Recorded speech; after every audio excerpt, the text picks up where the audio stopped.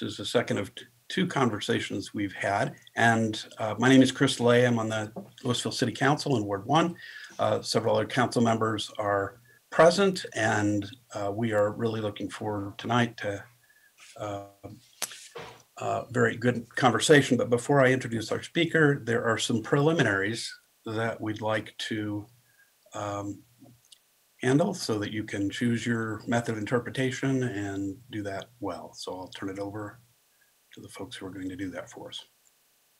Great. Good evening. My name is Indira Guzman, and I am here with the Community Language Co-op. And today we're going to create a space for language justice. And what that means is that everyone will be able to participate in the language of their heart, or the language that they feel most comfortable in. For today, we will have interpretation in English, Spanish, and ASL. So we want to make sure that everybody knows that in a second, we're going to turn on interpretation, and there will be an icon on the bottom of the screen. If you are not bilingual in English or Spanish, then we ask you to please select the language that you prefer to listen in on. In case anybody was to say something in Spanish, then you would hear the English interpretation. So make sure you select the language that you prefer to listen in on. We haven't turned on interpretation, but that option will come on shortly. Muy buenas tardes, mi nombre es Indira Guzmán y en esta tarde vamos a crear un espacio para la justicia del lenguaje. Lo que significa esto es que todos van a poder participar en el idioma de su corazón o en el idioma que ellos se sientan más cómodos. Para esto tenemos interpretación en inglés, español y lenguaje de señales. Entonces, en un momento vamos a prender el icono de interpretación y pedimos que usted prenda y seleccione el idioma que usted prefiere escuchar, ya sea inglés o en español. Si no es bilingüe, le pedimos que por favor seleccione un idioma para que usted pueda escuchar toda la conversación en el idioma que usted prefiere. Si tiene alguna pregunta, nos puede mandar un chat. Muchas gracias. We can turn on interpretation now. Thank you. Thank you very much. We in Louisville, we received some comments and some requests and for a conversation on racial equity, in which largely the City Council would, except for this introduction,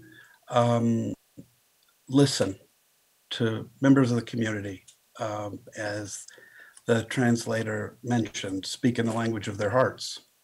I really like that. And we know in our community and across the country today that there is continuing the problem, as W.E.B. Du Bois said, of the color line. And we're going to learn a little tonight. And we are very fortunate to have with us a partner who's agreed to help us with this conversation. Dr. Nita Mosby Tyler is the chief catalyst and founder of the Equity Project, LLC. It's an organization designed to support organizations and communities in building diversity, equity, and inclusion strategies. She's the former senior vice president and chief inclusion officer for Children's Hospital Colorado. She was the first African-American woman to hold that position in the organization's 100-year history. She knows whence she speaks, and she speaks with grace, and we are very blessed to have her with us tonight to address some difficult topics, and topics that we need to hear about, want to struggle with, and we're ready to listen about. So without any further ado, Dr. Nita Tyler, I'll leave it to you. Thanks. Thank you, Councilman. I appreciate it. And thanks to all of you for joining tonight, carving out some time in your schedules that I know are very busy to have a conversation that is really complex in this time in our history. So thank you for being willing to do that. This is my second opportunity to spend time in your beautiful community. Even though we're doing it virtually, I feel like I'm a part of who you are. In the first community convening, we had a chance to talk about everything from how this time in history is landing on us to what we might be able to do in the city of Louisville to advance systems of equity. So I want you to be prepared for tonight. So let me just give you a feeling and flavor for what it's like. I want you to get comfortable in an uncomfortable topic. But I want you to know the reason I want you to be comfortable is that I want to set the stage in the way that I always set the stage in the work that I do. It's called Spaces Filled with Grace. It's a little bit different than saying that you're going to create a safe space. A space filled with grace means that we can talk about things that are hard and complex and difficult and even painful. We can plead ignorance. We can say, I don't even know what we're talking about. We can say, I'm an expert on this. We can fall down because we screwed up, and we can get back up. And we can do all of that without having to fear being judged and critiqued. That's what a space filled with grace is. So I just wanted you to know, as a community, right up front, that I stand on a platform of spaces filled with grace in this work. It's just how I operate. I think it's an important thing to say out loud, because a part of what makes some of this hard is we've gotten so divided as a country, in communities, even in workplaces, around our ability to have collectiveness. And I believe that we're in a point in history that is unlike even the civil rights movement. That's the era I grew up in. I grew up in the segregated South during a time when I remember drinking from a colored water fountain. I remember quite painfully my family trying to navigate a city where we had Negroes not allowed signs in the storefronts. And even when I went off to college at the University of Alabama, Roll Tide, the Klan was still burning crosses on the campus because they didn't want Black students there. I come from that part of our history. I watched how we moved through movements, and some of you have those kinds of experiences too. And here we are in 2020, on a night like tonight where we're talking about something very important. And I want to make sure that we know how to do this work, this advancing racial equity and all of the other things that are attached to it. I want to make sure we're positioned to do that together. I don't think this work gets accomplished in silos. We've already proven that that doesn't work. So how do we come together? You and me and your families and my family, how do we go arm in arm on eradicating the things that cause harm in the lives of others? That's what tonight's all about. It's just to share impact and stories and ideas. And then there's something that's really interesting about the structure tonight. You have city leaders, your council people on the call that are listening. It's a listening session, very intentionally so. They're listening for your thoughts and your feelings and your ideas and your priority areas. They're listening very carefully, and that is the construction of what tonight is all about. So I want you to know that you are appreciated and in being a part of this very important moment. So let's skip this, because I think you know why we're here tonight. You're here tonight to have space to talk about a complex topic, but of course, the real agenda here is that your city leaders have an opportunity to hear what's most important to you, what your experiences are, and where we go from here. I like to start with this slide. I hope you can appreciate what it's really saying. It's the slide that I start with because I'd like for you to just keep it in the back of your mind as we go through our evening together. I call it a consciousness slide. I don't know about you, but when I was growing up, I was always told we're all in the same boat. I don't know that I ever really believed it. I probably rolled my eyes every time I heard it until I saw this slide. This slide kind of says it all to me, and it actually does say we're all in the same boat. But what it also says is, depending on where you sit in the boat, you could be having an entirely different lived experience.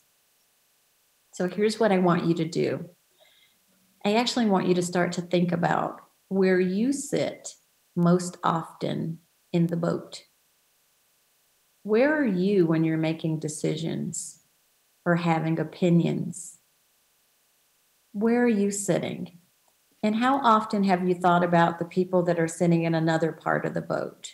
If you're in the part of the boat that's bailing out the water, what are you thinking about the other parts of the boat? So it's a consciousness red flag for us to always be thinking about the whole boat, not just the part that we're sitting in. So I wanted to share that with you as just something to hold as we get through our evening. You know, another thing that I want you to think about is sometimes we're talking about this topic of racial equity, because sometimes it's just close to home. All kinds of reasons we're doing this work right now, but this is one of them. I wanted to share this with you. It's a very personal photo. It's a picture of my great grandmother. She's Grandma Mamie, is what we called her. And what's powerful about her is that I was so close to her. I just remember sitting at her knee or sitting on her lap and all the stories that she would tell me. My great grandmother Mamie's mother was born into slavery. I want you to know what that feels like when you're a young child and your great grandmother's telling you all the stories about her mother, who was not even a free woman. It made history a lot closer to me than reading it in a book. Interesting story about my great grandmother is she was a domestic worker. She worked her entire life through 2 generations of the same family. And you'll see the picture of the little boy standing next to her. That was a member of that family. What's even more stunning about what I just said to you is that that family was the original slave owners of her mother. I just want you to know slavery wasn't that long ago. And so as you think about our dialogue tonight, I don't want you to think about how long ago slavery was. It was 400 years ago. I actually want you to think about my great grandmother Mamie and me and how close I was to the institution of slavery as I sat in my great grandmother's lap to hear the stories. It simply wasn't that long ago. Another reason that we're talking about race a lot is sometimes we have signs and symbols that are close to us. This looks like a regular little town. It could easily be a little town or mining town in Colorado. You'll see lots of stores and shops, storefronts there. And, you know, there's the China and glass store, and down the hill there's a grocery store. And right here, where you've got the blue arrow, if you can see it, it says auction and Negro sales. I want you to think about that for a minute. In cities across our country, there were storefronts just like this one where you could go buy glass and china, pick up some groceries, and buy a human being that looks just like me. Property. What's stunning about this picture, other than the obvious, is some of us know exactly where this location is. It's actually in Atlanta and not that far away from where I grew up. And every time I stand there, what comes to mind is this storefront that not all that long ago, people like me were being sold as goods. It's another reason that talking about race is important. Here's something that I think is all about all of us as we're thinking about why are we centered on race? Why are we leading on race? It's this. I actually think we're sitting in at least 2 pandemics right now. I call it COVID-19 meets racial injustice. They've just come together and they're bumping heads. It's a convergence of these pandemics. One shines the light on each other. And I think we'd be remiss if we didn't pause to talk about how the meeting of these two pandemics is landing on us. None of us are the same as we were even 8 months ago, because the coming together of these pandemics has changed us in some way, good, bad, or indifferent. So I have a question that I want to ask you. I'm going to stop sharing my screen for just a minute. I have a poll that I'm going to ask us to take. And this poll is all about how you're doing with the convergence of these pandemics. So I'm going to ask you, if you don't mind, just answering the question, how have you changed as a person during the pandemics of COVID-19 and racial injustice? It'll allow you to vote if you just type right in the phrase or description that most accurately captures how these pandemics have landed on you. You could be the same as you always were, you're numb. You could be a completely different person now, or some days you're okay, some days you're not. Those are the answers. I'm going to give it a few minutes to just give you a minute to vote. And then I'm going to share the results with you. I'd like you to see how your community is doing in this pandemic. So just keep voting. If you're able, just keep voting. And in just a few minutes, I'm going to show you the results. One thing I can say about the Louisville community is you're all on the same page in many ways, because I'm looking at your voting already and I'm seeing that you're lined up in how this has impacted you. I'm going to go ahead and stop the poll now, and we'll just get going. And if you didn't get a chance to vote, we'll have one more opportunity before you leave tonight. Let me end the poll and I'll share the results with you. Hopefully you're able to see those now. And you see, most of you, 68% of you said, some days I'm impacted, some days I'm not. That's absolutely understandable. And second, there are folks that have said, I'm a completely different person now. This has forever changed you. 98% of you have shifted in some way because of the convergence of these pandemics. And that's an important thing for us to talk about. So I want to spend a minute on that.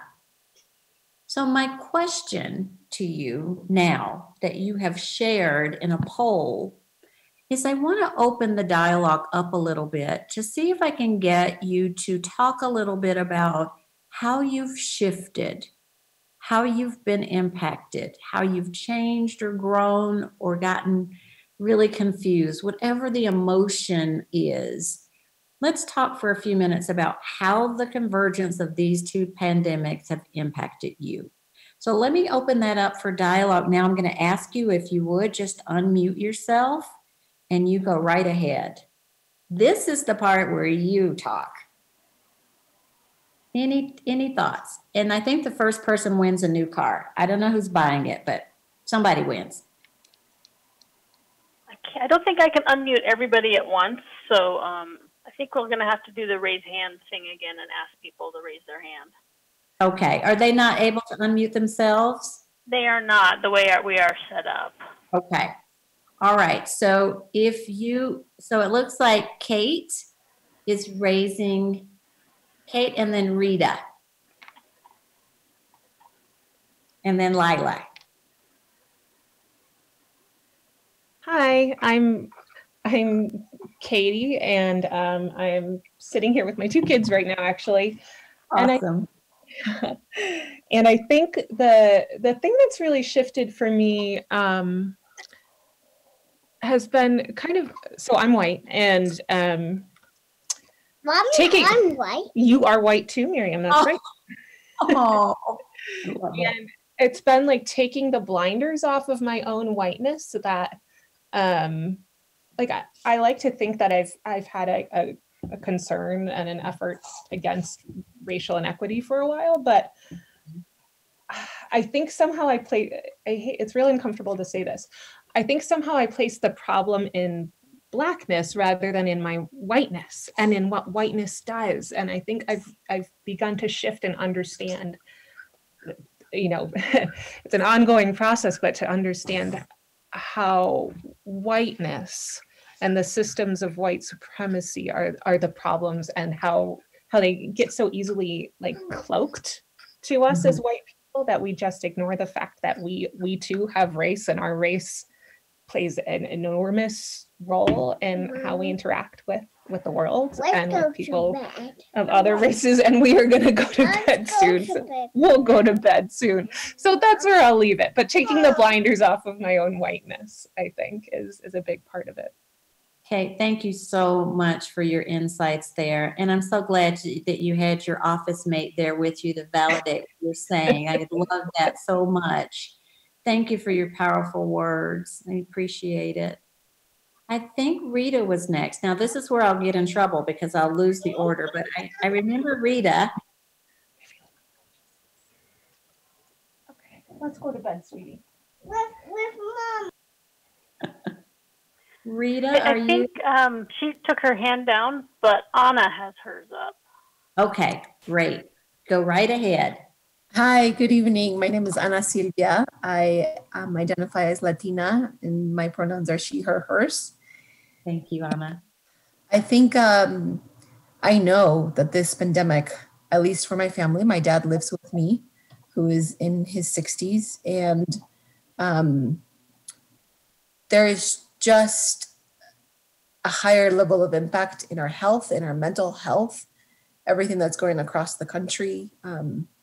I worry about often, daily, when I go out with my mask at the types of stores that I'll be going into if I'm going to be followed, because I would be followed without my mask. So what does that look like now with me wearing a mask? Do I look more threatening? And same thing with, friends and family who live here.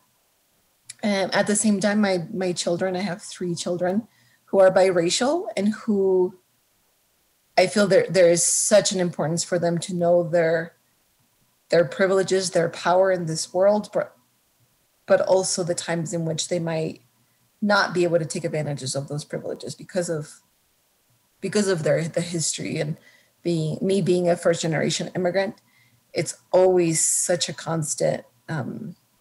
It's just a constant in our lives, in my life. Mm-hmm. Mm-hmm. I am so grateful for Katie's comments. So thank you, Katie, for the shift in mindset and the opportunity to have these conversations. Because honestly, Louisville, it's to me, I'm coming into a very white town. Mm-hmm. And I don't see myself reflected here.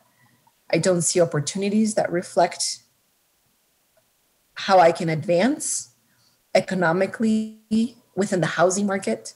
And it worries me. It really does worry me. Thank you. Anna, thank you. I so appreciate your words and your willingness to share your lived experience in the community. It's so important to have space for that. So thank you. Do we have others that had their hands raised? I may have missed. Yeah, next is Laura. Okay, great. Go right ahead, Laura.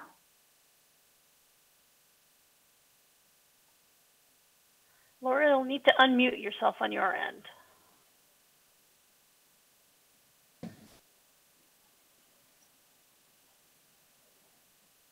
Laura, there we go. Yep. Okay. Sorry, unresponsive computer here. In looking at the convergence of these 2 pandemics, as you say, I've been really struck by the difference in how individuals are responding to it, that it seems like so many people are circling the wagons and only being worried for themselves instead of opening up and hearing the needs of the other people and being responsive to the issues and being open to the stories. And just as a quick example, this when people say Black Lives Matter, there are people out there with the retort, well, all lives matter. And it just feels like it's so frustrating to me to see people who are unwilling to open their hearts and their spirits and their minds to be able to walk in other people's shoes. And, you know, on the pandemic side, it's the mask, wearing the mask versus not wearing the mask. You know, it's, I want to do what I want to do and I don't care about anybody else. So I just see those two parallels where there are some people who are not being responsive to their community, to their neighbors, to new people. And it's very hard to watch that. Laura, thank you for that. You know, you just put words to something I've been thinking about. I've been thinking a lot about, have we gotten better or worse with creating community? And because I've always believed you have to some degree, be selfless to build community.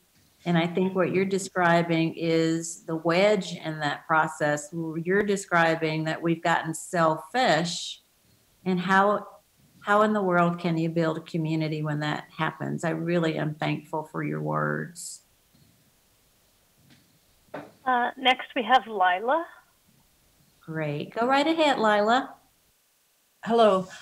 I'm facilitating a discussion group with the Boulder Public Library on the book So You Want to Talk About Race. Mm-hmm. And in the first meeting, someone white announced that she understood the Black community. No. And when can one say that? I don't know. I'm Black and I can't say it, so I don't know. I mean, she knows one Black family, the community it belongs to, but there are so many Black and white and other communities. When do we claim knowledge? Yeah, I have been very careful in my life. I don't know about you, Lila. I've been very careful to claim expertise on any other lived experience. I always tell people I know a little bit about something. I don't know the whole story. I don't even say that about the Black community. I am Black. I'm not the expert in Blackness. I know a little bit about the Black community, and I know a lot about my lived experience. So I think we have to caution people from trying to develop expertise about other people's lived experiences. It's one of the reasons I don't use the phrase cultural competence or cultural competency, because it denotes that in some way you have mastery about something cultural. And so I think it sets people up to believe that somehow you could formulate expertise about a group or a lived experience. I just tend to not do it. So that's the precursor for my conversations, as I say, I know a little bit about this or a little bit about that, but I never profess to know a lot about anybody else's life. I appreciate you sharing that though, Lila, because I've heard it before too. Next, we have Chris Sturgeon. Thank you. Go right ahead, Chris.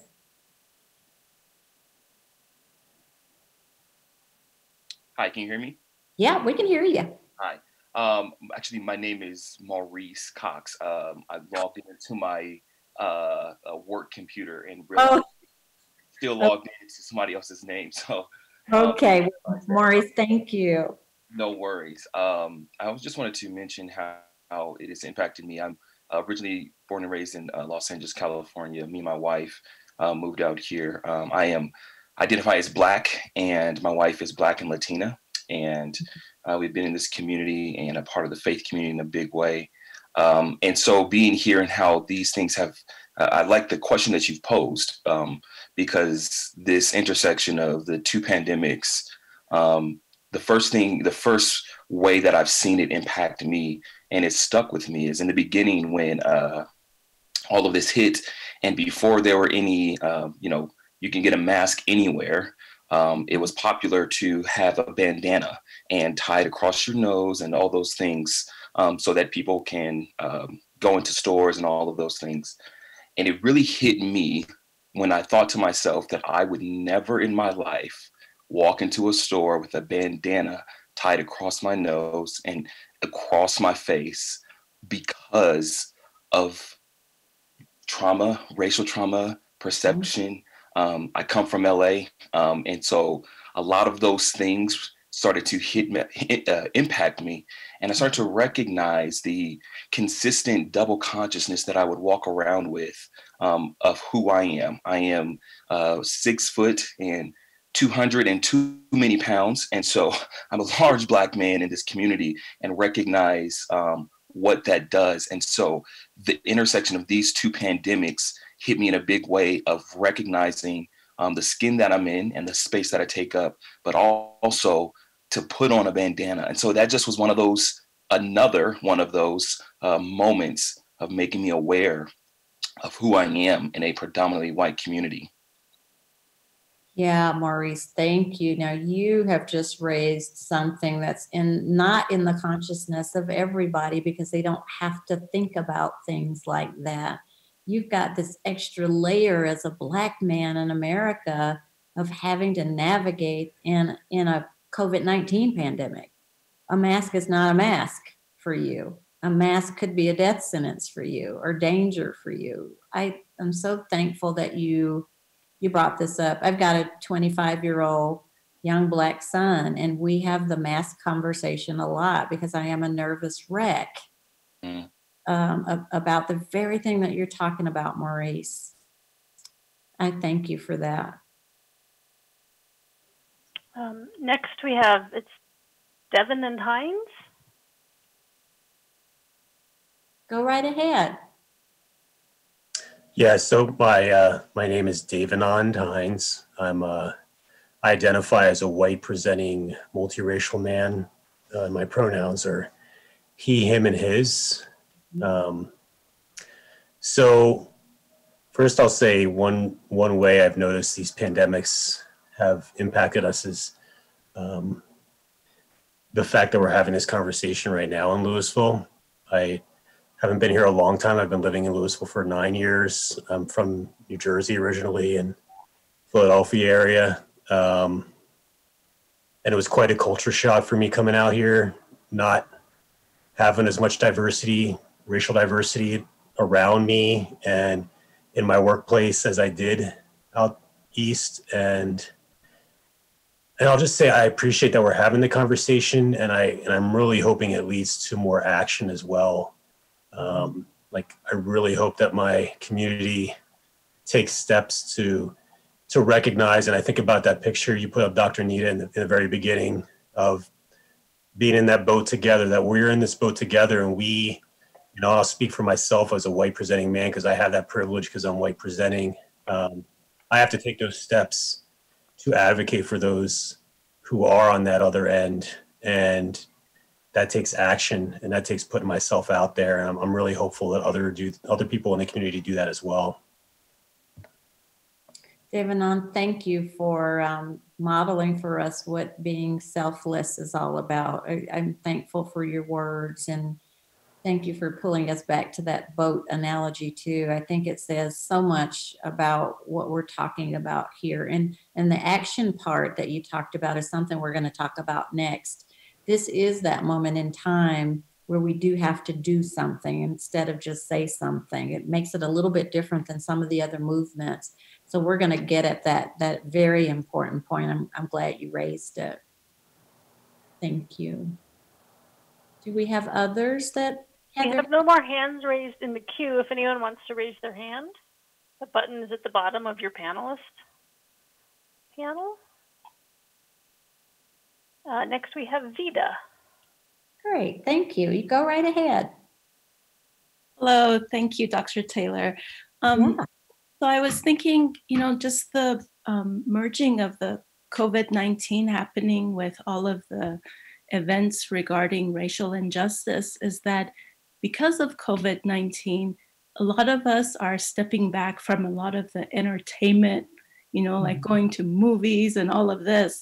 And so it's given us the chance really to look around what's happening in the world and seeing, all the racial injustices that we're seeing in the news that is happening, and really taking that internally and thinking about it. So it's giving us the time and to think about it rather than to go on with our lives and do all of this other stuff that we could have been doing if COVID-19 wasn't around, you know, like going to movies and all of this, and not really looking at the events of the world and in our communities that are where we should be looking into. Yeah, Vita, thank you so much for that. You remind me that life before COVID-19, I felt a bit like a robot. I just was going, and not leaving much time to think, and then going to the next thing. This is, in many ways, as hard as it has created a slowdown in my life, which is exactly what you're describing. We don't get to go and fill our time with some things, so it forces us to have time with ourselves or family, or who whatever that is. Sometimes I don't know what to do with that still time where I'm still, so I have to think about what's going on. It just highlights to me that we really didn't have a lot of time to think things through, and this is a time to think things through. So I'm so glad you raised that. So important. Thank you. Thank you. Mm-hmm. Next in the queue is Lisa Kahn.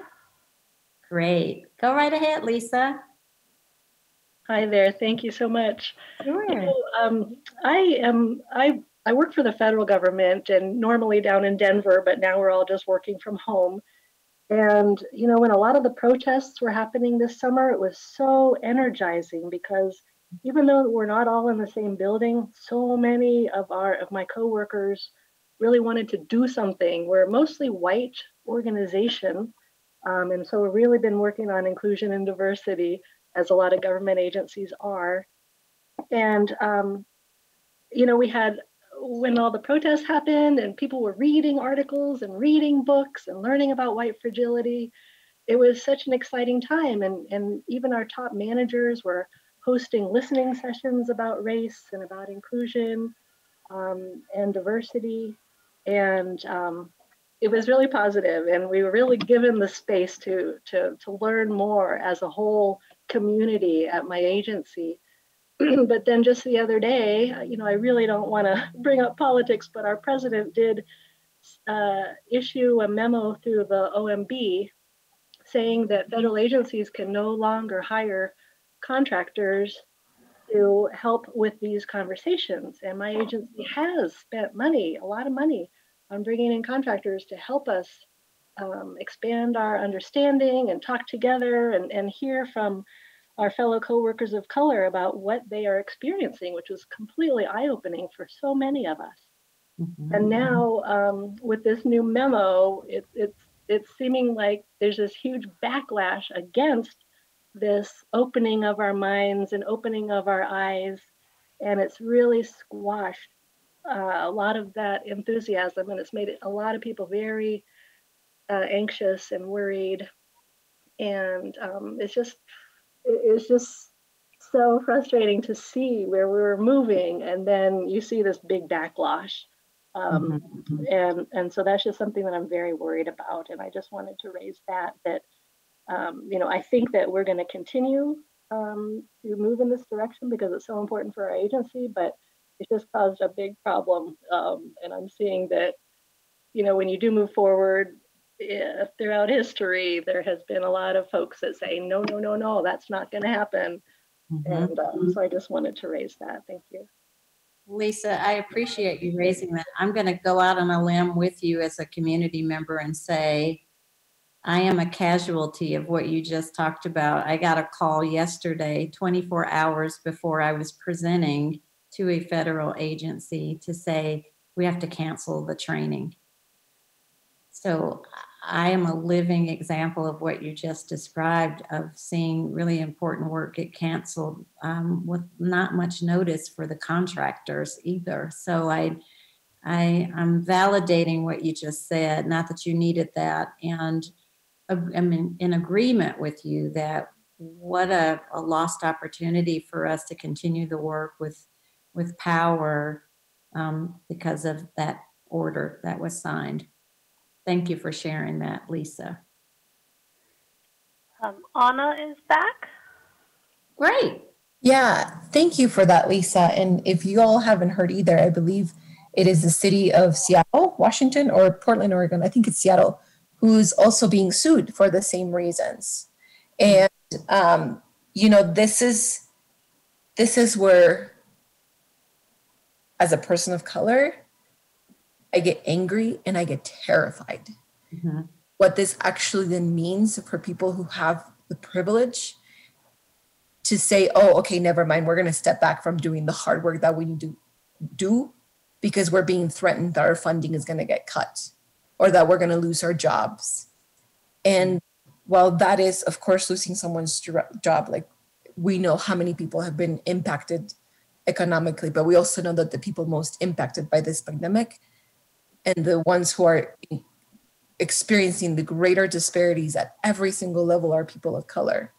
Mhm. In some ways, Lisa, it's just, I want you to some way push back. Like as a collective and people who identify as white, we need to push back because I cannot believe one person can have that much power. Well, I do believe it because it's the president and they has absolutely no legal jurisdictions of like what he can and cannot do. He can do whatever he wants. But this is where, unfortunately, we go back to the place where we used to live, of our voices being quieted, being silenced on purpose. And this is when the fear and the control comes in, and that's how we have this oppressive system that we're fighting. We have to understand, right? We're fighting a racist systemic, like we didn't get here by accident, and we're not gonna come out of it by accident either. It take a lot of pushback, but and maybe Dr. Anita, that's the place where we, as a city of Louisville, that's my concern, right? What is the city of Louisville and its governing officials really going to do to ensure that we can push back and that we say, okay, we are getting these guidelines from the federal government, but our city residents still need to feel that they're included. They still need to feel that they have an opportunity to live in an equitable environment when it comes to housing and opportunities to move up in their socioeconomic status. Is there fear around policing? What is the city doing around, police oversight, and what does that actually mean? Do we have the data that supports that? Does the city of Louisville police neighborhoods that are predominantly lower income Latinx or Black communities? We have that data. We have those 911 calls. What are the biases of our neighbors calling in on someone's home because of a disturbance versus someone because they're a person of color versus someone who's white? And that's my fear, where we're going to start from the federal government getting threats, and then this whole movement's going to stop. Yeah. Thank you for that. You and I share similar fears. I think one of my fears that I think supports what you just said, I don't want us to lose momentum. I think this is a narrow window of time for us to do something. And I think if we get complacent in this or weary in this or too afraid in this, we'll miss that window of time. So I'm with you 100% on some of the thinking around why it's important for us to start doing now. Yeah, thank you. Thank you. Can we just take maybe one more, and then I want to move on. And then if there are other people that have their hands raised, I still think there are going to be some opportunities to weigh in. But can you just maybe tell me who the next person was, and then I'm going to proceed. Sure. The next speaker is Susan. Okay, great. Go right ahead, Susan.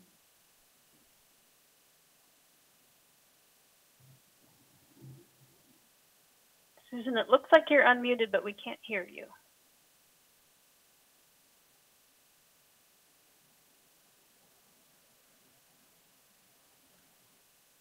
Nope, we're not hearing you, Susan. How about now? Now we can. That's great. Well, thank you so much, Dr. Taylor. This is a wonderful conversation. I am so grateful that we're having it in Louisville. I'm a white woman of early 60s, and I've always considered myself to be progressive. what I've learned in the last 6 months, I feel like I've been living with my eyes closed.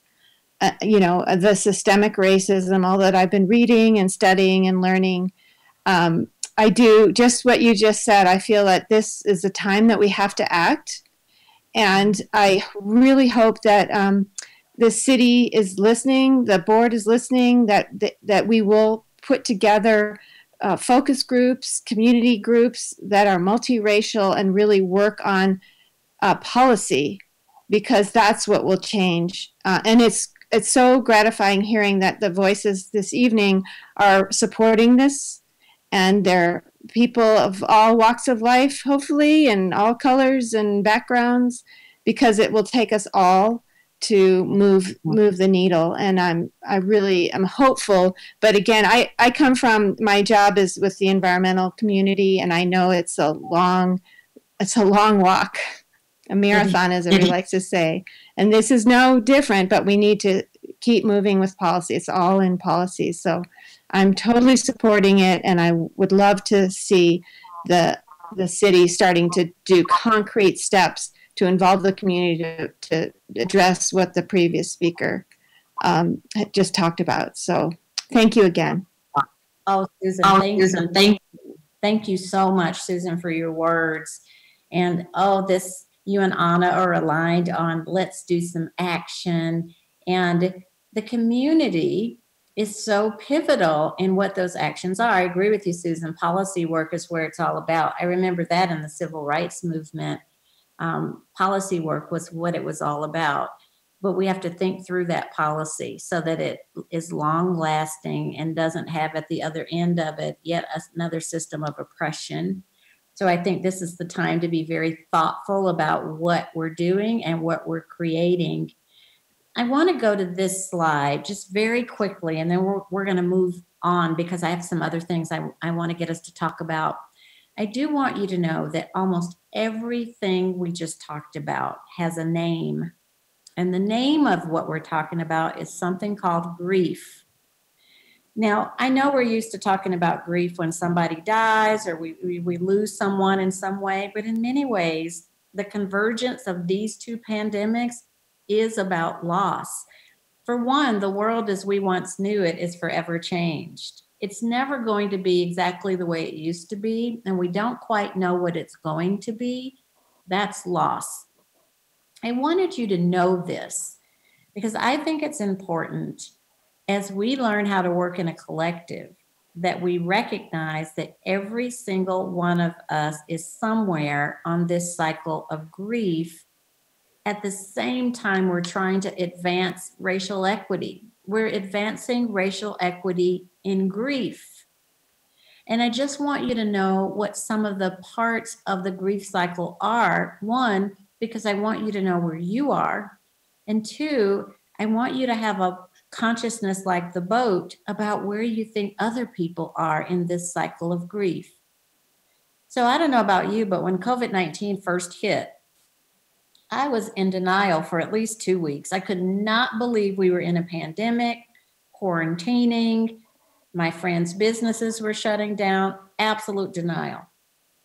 And then by the time George Floyd was killed, I moved into anger. I was hostile, frustrated, filled with anxiety. So now I've got COVID-19 denial and George Floyd anger together. And then I moved into the depression stage. That is where, for the first time, I think I felt completely helpless. I normally am never helpless, but I felt helpless in that moment. Hopeless. I just felt hostile. And then about a month ago, I moved into the next stage. It's called bargaining. Bargaining is where you start to make meaning out of what's going on. As convoluted as this moment is, I've started to put the puzzle pieces together. And in those puzzle pieces, I'm beginning to learn what I need to do. I tell my story a lot. You saw me do that at the beginning. And I'm reaching out to others because I want others to tell their stories too. And you'll see that the last step is acceptance. This is where you move on because there's a new plan. Well, I certainly haven't done that because I don't know what the plan is. So I'm still in bargaining. I just want you to know you should think about where you're spending most of your time. Now, why does NEDA care? Well, NEDA cares because NEDA cares about you. But the other reason is I don't want you to stay in some of these parts too long. Because if you stay in some of these parts too long, you can't actually do the work. So for example, if you look at that blue bar and the green bar at the bottom, it tells you what you need more of to move out of that part of the cycle. So if you're in denial and anger, it's saying you need more information and communications, meaning you need not a whole lot of opinions, you need facts, data.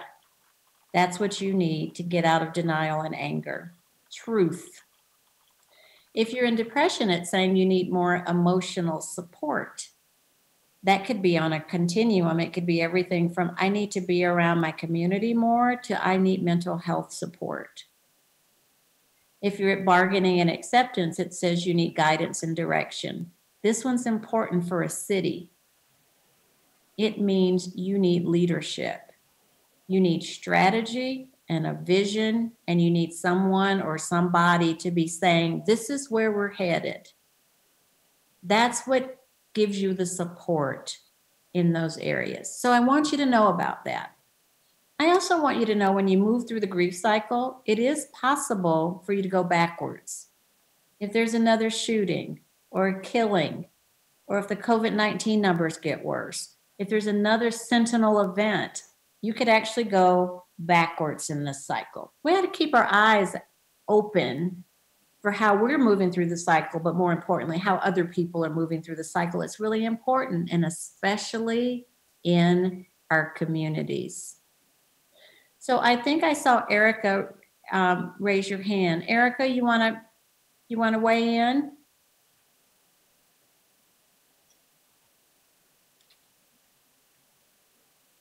Erica? Erica, you need to unmute on your end.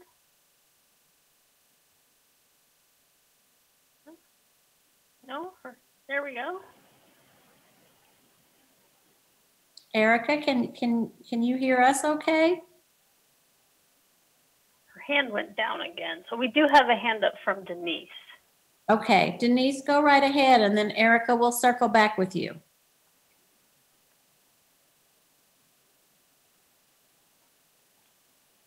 Hello, I'm Denise.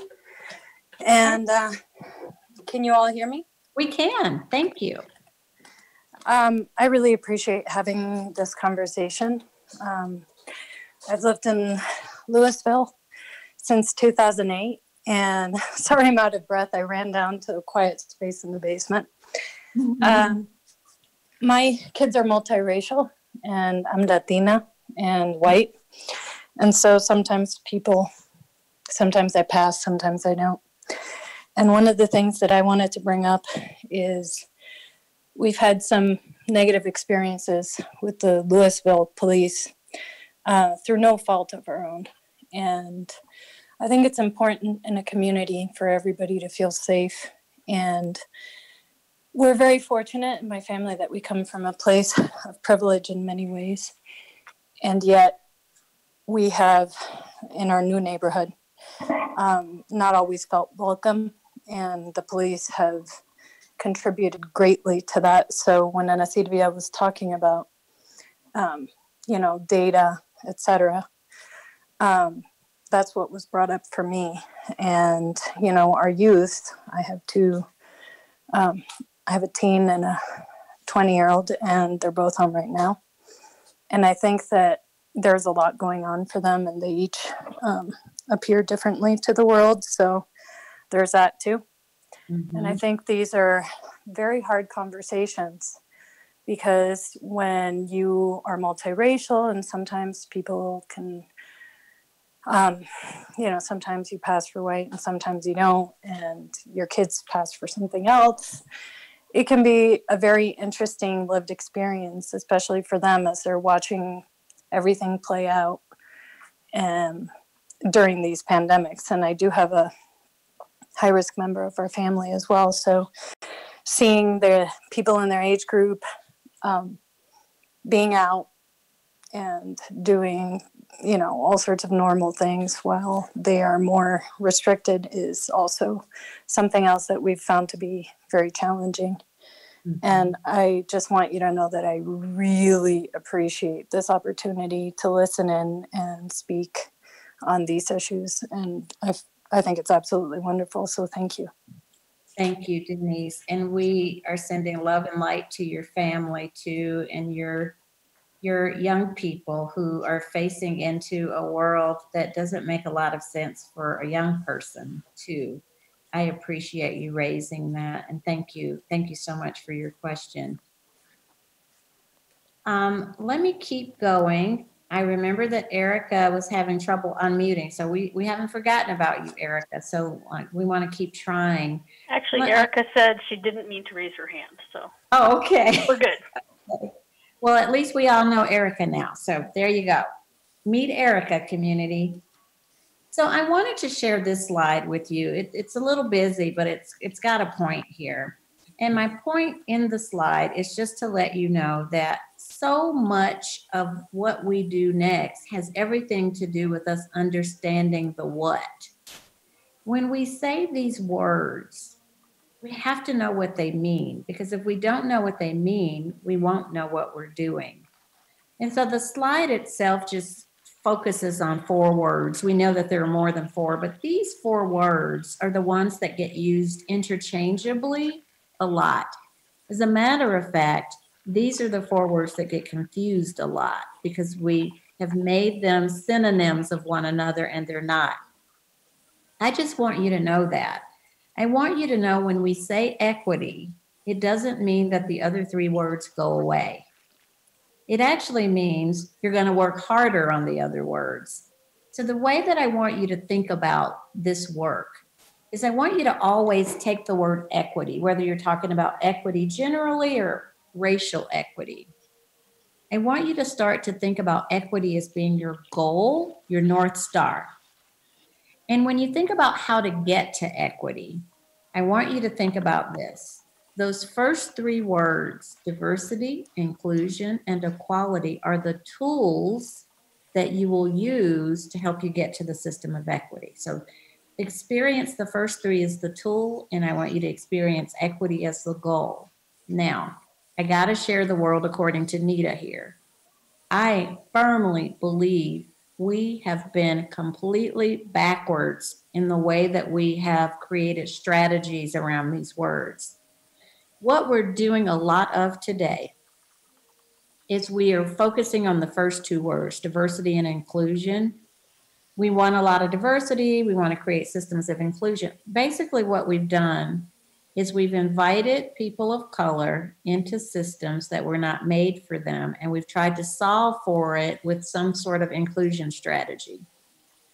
What's backwards about that is if we had just started with equity, creating the system where everyone can thrive, then you wouldn't have to try to retrofit everybody in the system. So we went in reverse order with how we did this work strategically. So I believe the best way to think about these words is like this. I want you to think about equity as construction work. Equity work is really not about your heart and your mind. It's about construction. So put on your hard hat. We've got to take something down and build something up. That's what it is. So when people say equity and it doesn't have action attached to it, that's what you should be questioning. Equity always has action to it. But it takes thoughtfulness. It takes a pause because equity work also is design thinking. You can't just rip stuff down if you don't have a design for what the new system will be. So it takes a pause to think it all the way through. So dismantling is not a complete sentence. What's the complete sentence? Dismantle and what? We have to get practiced in doing that. So I wanted you to see the slide to just let you know that this really is a continuum. And I know you've seen images like this before. My disclaimer here is this is not a perfect image. In many ways, this image puts the burden on the people instead of the problem, but you'll get my point. I'm just defining racial equity here. And if you think about equity, just by and large, it really is about creating systems where everyone can thrive and they get what they need, not what you want them to have. And they don't always get the same things either. The first visual shows you equality. Everybody gets the same thing. And you can see that doesn't work for everybody. However, I think it's important for you to know that we like doing equality because it's easier. We don't have to worry about what people need. We don't have to customize. We don't have to own the fact that our systems probably aren't nimble enough to deliver things in a customized way. Equality is how our systems were built. That middle one is what equity purports to be. We're giving people what they need. And you can see that it could be different things. It's the third image I want you to pay attention to, though. And it's the source of the next part of our conversation. The next one is what I call liberation. It is, you're not giving out a bunch of boxes because you don't need to, because there's not a fence. There's not a barrier in place. So I want you to start thinking about fences. Your fence is your barrier. Your fence is your inequity. That's your fence. So all over the country, I say every day, what's your fence? If you can tell me what your fence is, now we can do some equity work. So already in the chat room, you've started writing some fences. So that's what I want to talk about. I want to talk about for just a bit, what are the fences we need to be working on today in Louisville? These are barriers in the system, things that need to be worked on in the city of Louisville. So that's the next topic area. We'll spend just a few minutes on that because I've got one more thing I want us to talk about too. So let's unmute and talk about this for a minute. What are some of the fences? Feel free to unmute, and you can also type it in chat too, because we can capture some of those in chat. So let's hear some voices, some fences. Next we have Susan Liu. Great, go right ahead. There you go. Hi. So I think I have a different perspective on a lot of what's being said here. And I think the main fence that we have right now is the lack of honesty in this whole conversation.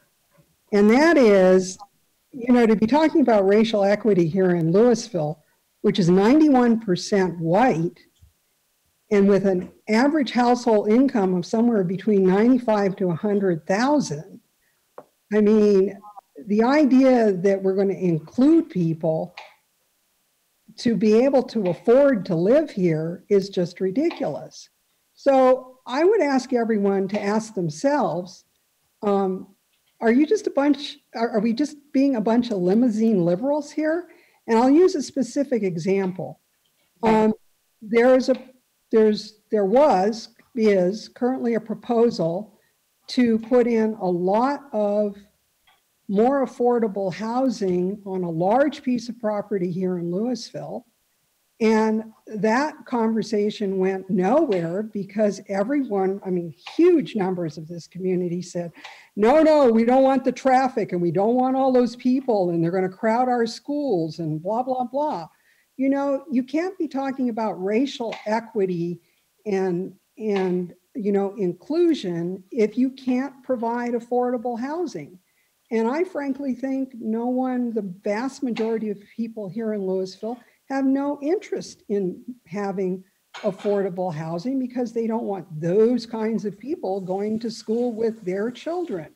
So, you know, let's have some honesty in this conversation. I mean, it's ridiculous to be talking about, oh, well, we really care when we don't really care. I mean, if you really care, you'd give your house to somebody who can't afford it. So, you know, other than that, I mean, the fence that you have around here is you've got several people thinking, oh my God, we're victims and we can't move forward without somebody helping us. Let me tell you, I mean, I grew up with a lot of racism and I know what I'm talking about. So, you know, don't be a victim. You're the only one who can truly advance yourself. And once you understand that, there's no limit to what you can do. Susan, thank you for your perspective. I appreciate you leading with, it might be a different perspective than everyone else. That's absolutely a part of the community, that not all of our perspectives will agree, but I appreciate you sharing yours. Thank you.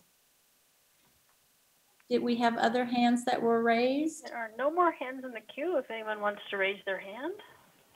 And there are lots of comments in the chat room. So if you get a chance, a lot of people have added some fences to chat. So, and that's absolutely appropriate for you to do that. We'll capture some of those too. Next is Kelsey. Kelsey, go right ahead. Hi. Hi, I am a white woman with a Black family, a Black and mixed family. We live in the mobile home park in Louisville. Mm-hmm. And I just really agree with what Susan was talking about. Definitely, if a huge barrier is affordable housing, and especially a path to home ownership,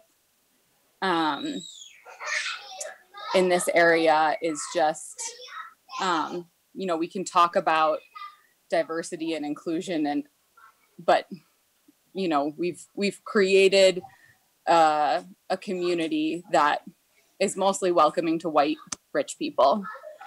And the other thing I wanted to say was, my husband has had the police called on him. My husband is Black, and he has had the police called on him for doing nothing. 2 weeks ago, it happened. He and two other Black friends were barbecuing in a friend's yard, and somebody called the police on them, said 3 Black men were starting a fire. And it's not the first time the police have been called on him for doing nothing, for doing regular, average, everyday things, just being in his own yard or being in a neighbor's yard, a friend's yard. So I really think one of the barriers in the system, especially recently with that call, it had me thinking about how there's no, there's people can weaponize the police around here, and there's no pushback to that. The police don't call the person back and say, please don't call the police on Black people for just living their everyday lives. So it creates a culture of unwelcomeness and of danger. Not only can that be a dangerous position that my husband would then be in, because the police, think they're showing up to Black people starting a fire somewhere, but also it sends a message that white people are watching and judging and not welcoming, to say the least. Mm-hmm. Kelsey, you're telling the classic story of barbecuing while Black. Maurice kind of talked about that a little bit, about just showing up masked and how that could be interpreted very differently as a Black person. I just, my heart aches. That's all I can say on that. My heart aches that you happen to be a family that has to think about things like that when absolutely nothing's happening. It just shouldn't be a part of a lived experience. It's the part of the boat that I'm talking about that oftentimes all of us don't even have a consciousness about. We just think you barbecue and that's the end of it. But some people can't even do that without interruption. Thank you so much for your comments there. Thank you. Mm-hmm. There are no more hands in the queue if anyone would like to raise their hand. It looks like Maurice is back. Maurice, AKA Chris. Yes. I don't know exactly if this hits to the point of a fence or not. You can let me know and correct me if I'm wrong. But I just, as we continue to move forward and as a community, I am big on as it relates to people of color and if we're trying to make strides in different areas, how does that reflect when it comes to leadership in the community that we're trying to serve? And so for me, I see a lack of that. And I just wonder, we have people who are making decisions that may not know anything about me, or decisions for me that doesn't know a ton about who I am or some of the nuances that come with the experience. And so I think there can be a surface level of it feels good or looks good to do this or do this. But I think we start to make huge strides when we have people of color in a leadership position that are in the meetings, that are at the table, so to speak, at the round table. Perspective is being brought in, and it's not just at a level where we hear it and we'll go do it. I think being a voice at the table, and so I don't really see a lot of that reflected in our community. Now I understand that it's 90% white and all of those things, but I have been here for 4 years, and there are so many ways and so many communities that I have interacted with. And I just think that if we view that, and I don't want to use the terms because you're teaching me tonight, I don't want to use the terms loosely, but if we view diversity, if we view equity and inclusion as a value and as something that is important, then I think that should also reflect in the leadership roles that we see in our community. And I just, for one, I think offense will always be if we have people making decisions for communities that are not represented in a leadership role.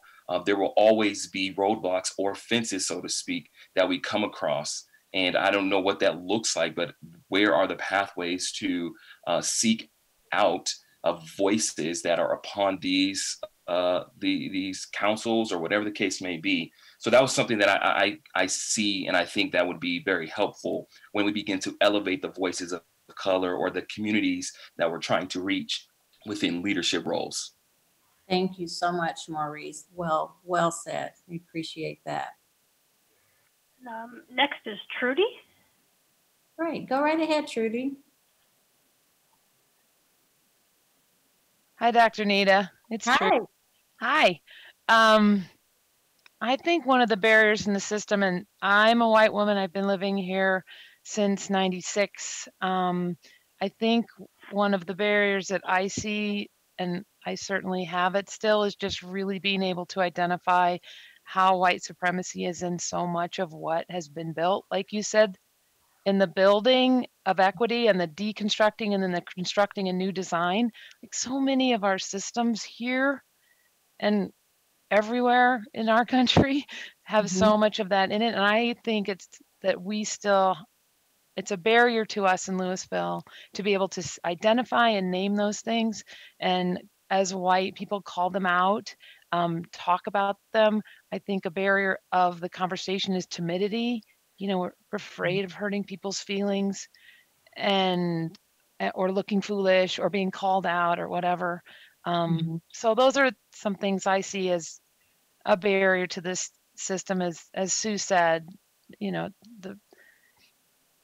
the white community in Louisville is the largest by so much, and we have got to work on seeing things better, learning, naming it, and talking about it, so then we can fix it because we can see it, we can name it. Yeah, thank you so much for that, Trudy. Beautifully said. Next is Rita. Hey, Rita, go right ahead.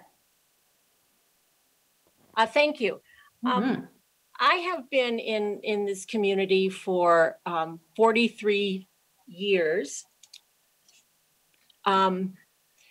And I've just been thinking, this is the second time I've come into this talk, and I've been thinking since the last time we had it, what have I seen in this community, which is continually very heavily white, over 93%, maybe even more. And I remember when I was a newlywed, in my late 20s and moved here, Within a few years, there was a movement of some of the elderly in the community to have their needs recognized in the city. And after a lot of meetings, and we ended up having a senior center. And it's now a very big part of our community. And then I remember as my children were growing up, after they got out of high school, there was a lot of concern about how the youth were not being treated well in the city, either by the police or whatever. And there was Councilman Keeney made an effort to get a youth board. And that was tremendously effective. And I don't know if it still is, but it was to get the youth to share their opinions and their ideas and their needs, much like the seniors had done it. And as I walk around, I'm in Old Town Louisville, and as I walk around, I can tell you, I do not see people of color in my community, and I walk all over this city. And it's concerning, but I hear Maurice and I think if people of color in our community, we need to bring them to the table and have a similar type of discussion and find out, to hear people share their stories of the mask or the police coming because they're barbecuing, or, I just wonder about the people who are stopped at night. I never worry when I get in my car that if I get pulled over, they're going to think that I'm going to be a danger. So I just wonder if our action needs to be much like the city council did in the past with our seniors and our youth. Can we do a community survey to see who might want to be on a board, to see how we can identify some of our issues, and then perhaps address them so that we can move forward and not just talk about it all the time. Thank you. Rita, thank you for raising that. You remind me of this thing that I think we do a lot, especially in Colorado. It's so easy for us to say, well, we're 91% white. I want us to stop saying that and start saying, but how inclusive are we of the 9% that aren't white? It's the inclusion piece that we're missing the point here. So if you have people of color, even if it's 9%, what are we doing as a strategy to include them in this process? And how do we build that system? On the back end of that, there might be other ways and strategies to increase diversity. Last time I had a community meeting with you, I told the whole group I thought I was going to move to Louisville because you were so cool. I would have increased your numbers. Whatever the case, it's the inclusion piece we're still missing. We don't get to do nothing while we wait for the numbers to grow. In the meantime, you'll lose the numbers because there's no real inclusion strategy in place. Again, it's sort of the ordering of those words I was sharing on the continuum that I want us to keep thinking about. I know we've got people that raise their hands, and I don't want to forget about you, but I also want you to focus on this. In your opinion, what are the priority areas to focus on to advance racial equity in our communities? And I think we've already been hearing some of that. I heard from a few people that affordable housing would be really important as a priority area. Would you be willing to weigh in just for a couple of minutes, because I'm watching the time, other priority areas? These are the ones that you want to hit first. Affordable housing, I've got that one already. What's next? Next, I'm going to mispronounce your name again. I'm sorry. Devondon? It's David on? David on. You got Yep.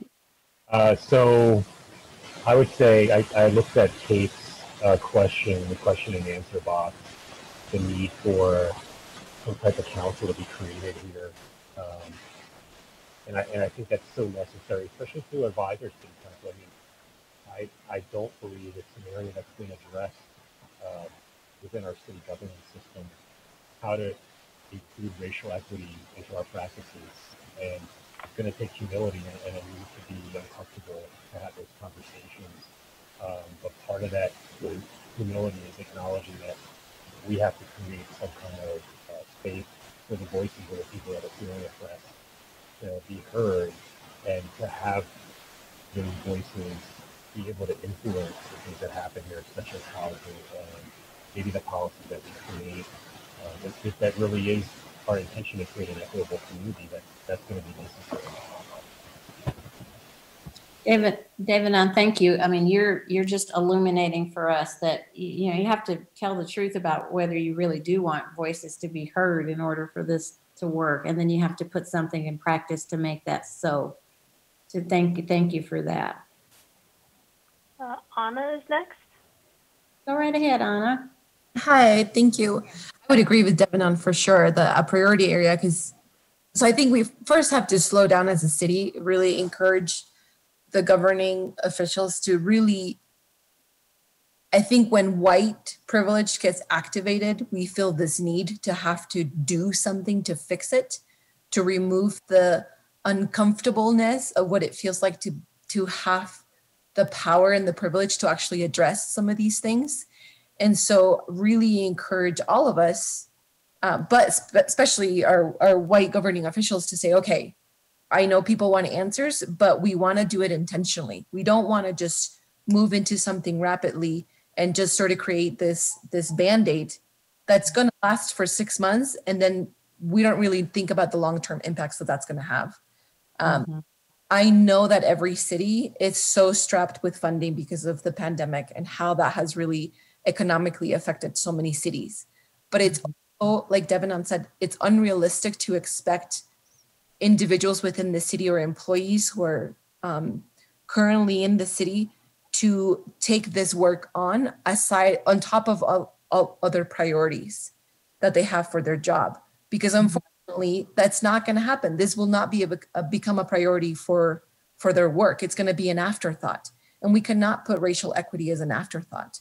We have to, if the city is really focused and really committed to this, then you all find the money to create a position, whether if it's a racial equity officer, a manager, whoever that might be, that has the experience, that has the way in making sure that practices can really be tweaked, and devote a position for that and pay them well.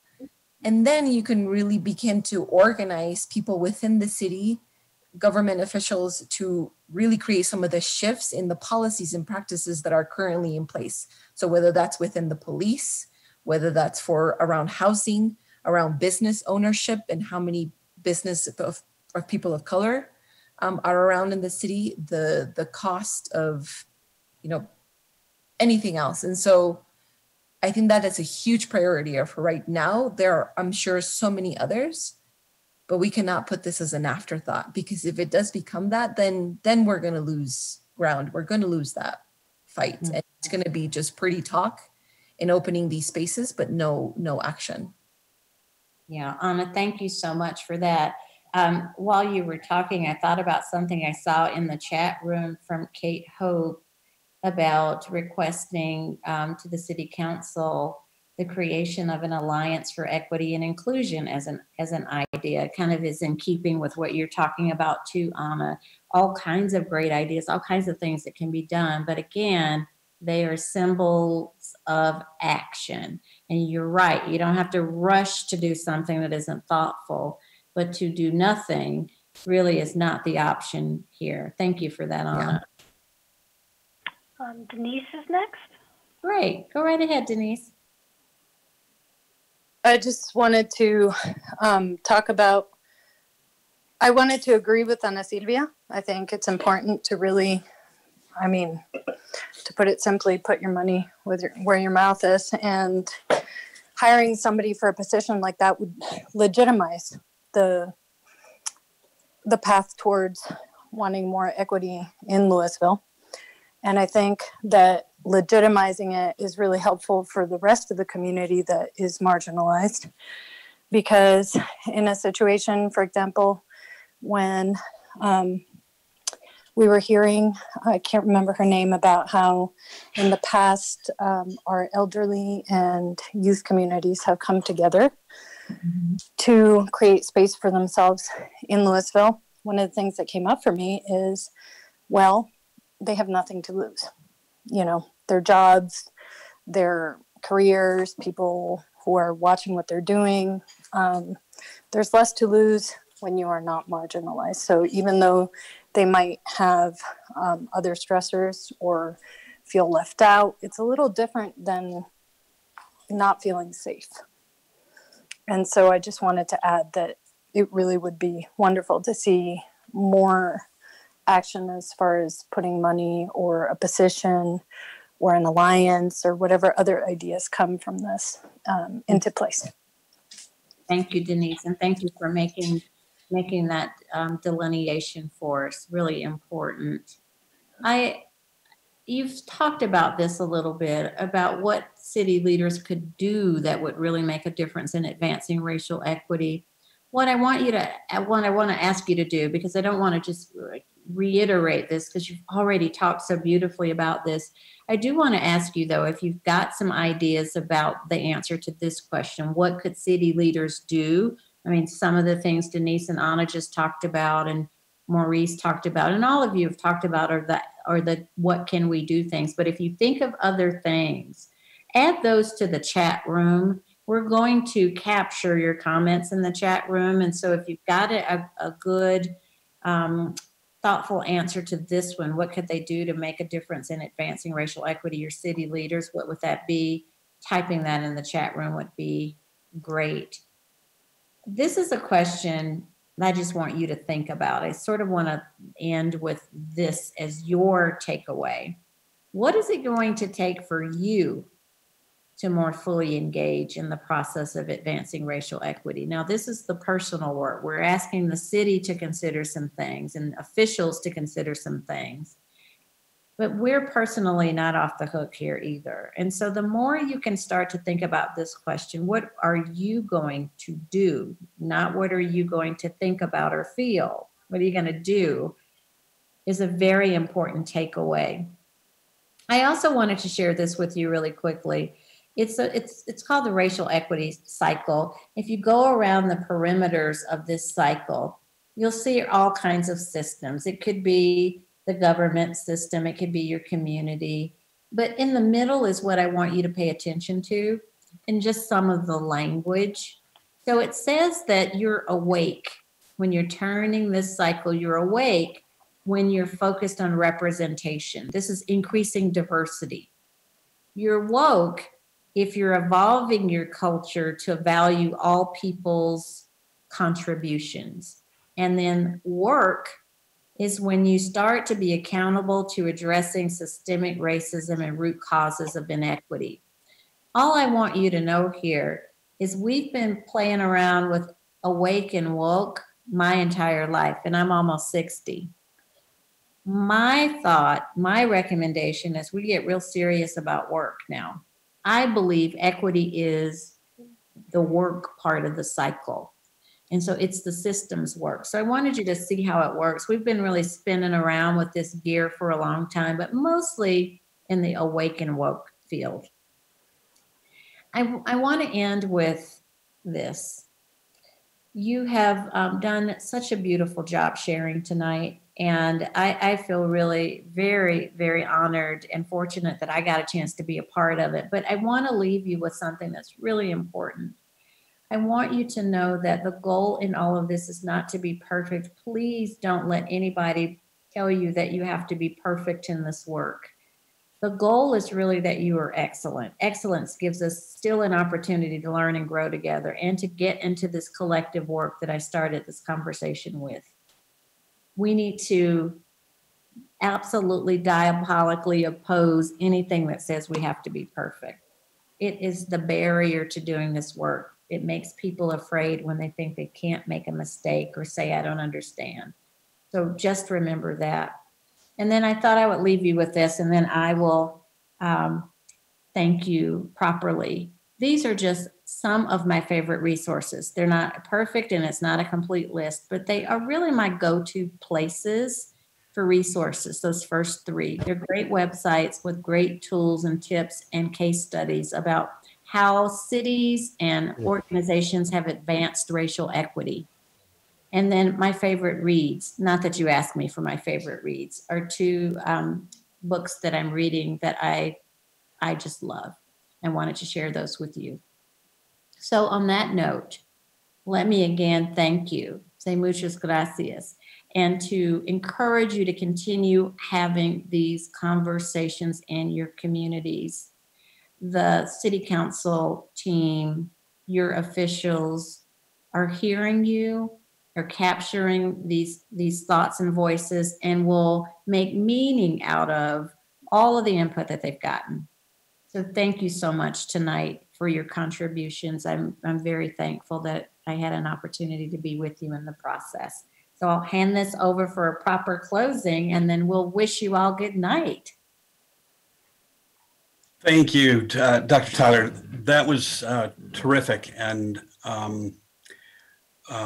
council members have been in the background listening. Looks like Councilmember Brown has popped his head up, and others have. And I have been watching the chat, and I know we all have, and we're going to capture that.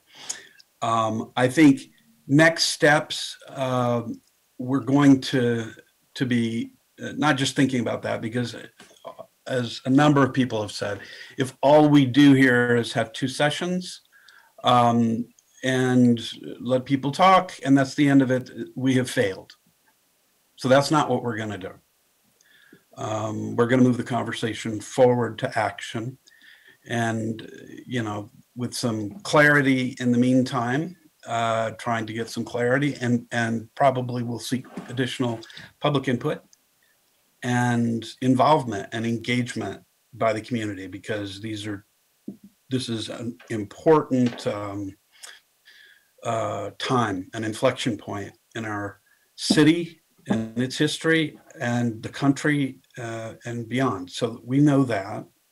That's one of the reasons we're doing this. We really appreciate everybody for coming and talking. We had a great conversation with a lot of ideas, and stay tuned, because we're going to be following up on this, and we're going to have, we'll let you know the kinds of things we might be interested in.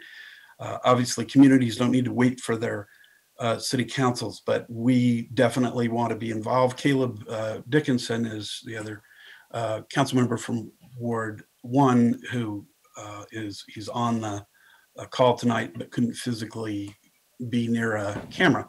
But we've got people on council who are designated to try to help move forward. And I know the rest of the council is very enthusiastic about taking some lessons learned, some ideas, and moving that conversation forward. So there he is. Actually, he's coaching, I think. No, he's just on the sidelines. Caleb Dickinson. So anyway, thank you very much for joining us. We will thank you for helping us through that as our partner, Dr. Tyler, because these are not easy conversations, and you've given us some great ways to be excellent. And that is our goal here. It's not to be perfect, because we can't do that, but we can be excellent, and we can be a whole lot better than we are. Thank you so much. Good night, everyone. Thanks, everybody. Bye-bye. Bye.